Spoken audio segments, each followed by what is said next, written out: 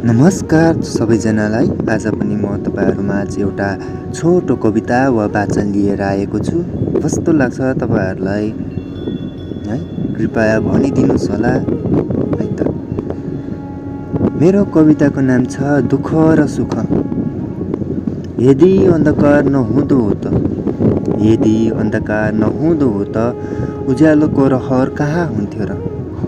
यदि अन्धकार नहुँदो हो त उज्यालोको रहर कहाँ हुन्थ्यो र?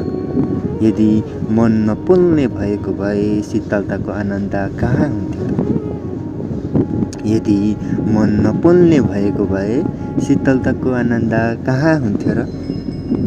जीवन दुःखको शिक्षा हो, जीवन दुःखको शिक्षा हो भने घाउभित्र लुकेको सत्य हो। नपताए काँडा नहुँदो हो त गुलाबको सुगन्ध कहाँ थाहा पाउँथ्यो र?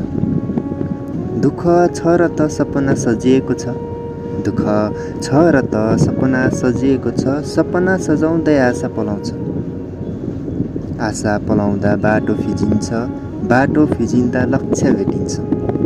यदि आँसु नबगेको भए मुस्कानको अस्तित्व कहाँ हुन्थ्यो र? यदि आँसु नबगेको भए मुस्कानको अस्तित्व कहाँ हुन्थ्यो र? यदि अन्धकार नहुँदो हो त उज्यालोको रहर कहाँ हुन्थ्यो?